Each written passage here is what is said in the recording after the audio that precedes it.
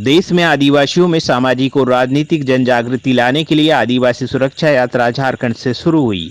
7,000 kilometre तक की आदिवासी सुरक्षा यात्रा का डूंगरपुर जिले के आसपुर ब्लॉक में स्वागत किया गया।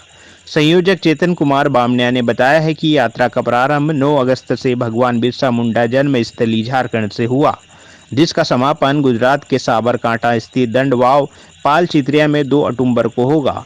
स्वागत में आदिवासी परिवार के कार्यकर्ता महेंद्र ननोमा, देवीलाल ननोमा, कमलेश दायमा, धनपाल कलासुआ, नारायण मनो ननोमा, कुरजी पारगी, कमू खराड़ी, हीरालाल, गणेश दायमा, महेंद्र रोत आदि कार्यकर्ता मौजूद रहे। सबको जोहार, जय आदिवासी। हमें 9 अगस्त विश्व आदिवासी दिवस के दिन से अपने क्रांतिवीर बिरसा मुंडा के गांव उलीहातू झारखंड से आदिवासी सुरक्षा यात्रा लेके निकले। ये यात्रा, जैसे यात्रा का नाम है आदिवासी सुरक्षा यात्रा, तो सुरक्षा का मुद्दे को लेकर निकली।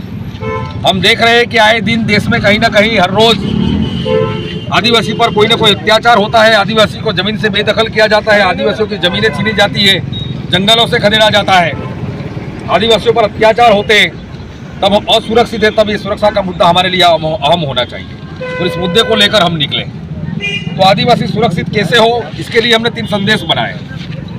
हमारी यात्रा का पहला संदेश है इस देश के आदिवासियों में वैचारिक एकीकरण, क्योंकि आदिवासी देश में 781 अलग अलग समुदायों में बटा हुआ है और 781 आदिवासी समुदायों में बटा होने की वजह से वो अपने अपने समुदाय की सोच रखता है, छोटी सोच रखता है, अपने मसले पर उसमें मसले में उलझा रहता है, अपनी समस्याओं में उलझे रहते हैं, इसलिए एक नहीं हो पाते और एक नहीं होते इसलिए एक साथ खड़े होकर लड़ नहीं सकते। तो अगर देश के आदिवासियों में वैचारिक एकीकरण होगा तो हमारी समस्याएं, जो लगभग देश के सारे आदिवासियों की समस्या एक जैसी है, तो एक होकर हम लड़ सकेंगे। हमारी यात्रा का दूसरा संदेश है देश की आदिवासियों में सांस्कृतिक शुद्धिकरण, क्योंकि आदिवासी की पहचान संविधान में न तो किसी जाति से न किसी धर्म से, आदिवासी संस्कृति से पहचाना जाता है। अगर आदिवासी अपनी संस्कृति खो देता है अलग अलग धर्मों की मिलावट से, अलग अलग संप्रदायों की असर से, तो हो सकता है कि आने वाले समय में अनुसूचित जनजाति की यादी से भी बाहर किए जाए। और ऐसा देश में हुआ है। 4 साल पहले बिहार में कांवड़िया जनजाति को उसकी संस्कृति छोड़ देने की वजह से उसको अनुसूचित जनजाति की यादी से बाहर किया गया था। तो हमें हमारी संस्कृति को बचाए रखना है। और हमारी यात्रा का तीसरा संदेश है देश के आदिवासियों में सामाजिक तथा वैचारिक जागृति, सामाजिक तथा राजनीतिक जागृति आए।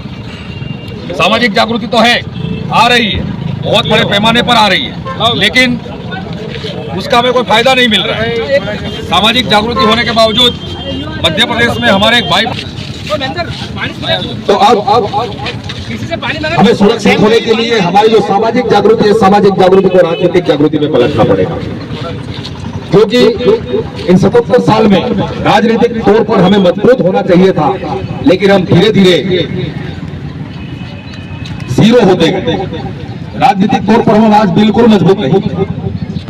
तो अगर राजनीतिक मजबूती नहीं होने की वजह से जो गैर आदिवासियों की पार्टी, वो पार्टी हम पर राज कर, हमारे जो चुने हुए प्रतिनिधि को अपना गुलाम बना लेता है। हमारा प्रतिनिधि जिसे हमारे मसले पर बात करनी चाहिए, हमारी समस्याओं पर बात करनी चाहिए, हमें हो रहे अन्याय के लिए लड़ना चाहिए, विधानसभा में हो, संसद में हो, सरकार के खिलाफ हो, लेकिन वो नहीं करती, क्योंकि उसको पार्टी मैंडेट देती है, तो इन शर्तों पर देती है कि वो जो कहेंगे वो उसको करना पड़ेगा। तो जब आज हम जागरूक हो चुके हैं, तो अब हमें हमारी जागरूकता को राजनीतिक जागृति में पलटना पड़ेगा और हमारी स्वतंत्र राजनीति खड़ी करना पड़ेगा। जैसे राजस्थान ने पिछले चुनाव में किया था, 2 विधायक समाज ने पसंद करके चुन के भेजे थे, राजकुमार रोत और राम प्रकाश डिंडोर। तो आपने देखा होगा कि पिछले 5 सालों में लगातार 5 साल तक वो पहले और दूसरे नंबर पर रहे अपने काम। और राजस्थान के आदिवासियों की आवाज ही नहीं, देश के आदिवासियों की आवाज भी 2 बने। तो अगर सोचो कि आप 2 से 30 विधायक चुन के यहाँ से भेजते हो तो क्या होगा। आने वाली जो नई सरकार है, वो सरकार हमारी मर्जी के खिलाफ नहीं बैठेगी।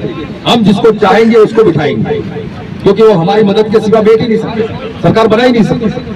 अगर ऐसा होता है तो हम सुरक्षित होंगे, हमारे पास अत्याचार कम होंगे या बंद होंगे। हमारे 20 विधायक हमारे खिलाफ हो रहे अन्याय के खिलाफ लड़ेंगे, सरकार को चलने नहीं देंगे, सरकार के सामने लड़ेंगे। तो हमारी ये जिम्मेदारी है कि हमारी सामाजिक जागृति को हम राजनीतिक जागृति में पलटे और आने वाले चुनाव में इस देश को एक नई राह बताएं, देश के आदिवासियों को नई राह बताए। देश के आदिवासी आपके बताए हुए रास्ते पर चले और आने वाले समय में इस देश पर जो सरकार बैठेगी वो भी हमारी मर्जी के खिलाफ नहीं बैठेगी, ऐसी एक स्थिति खड़ी है। तो आप लोगों ने हमारा इतना बड़ा जोर शोर से स्वागत किया, इसलिए आप सबका धन्यवाद। जोहार, जय आदिवासी।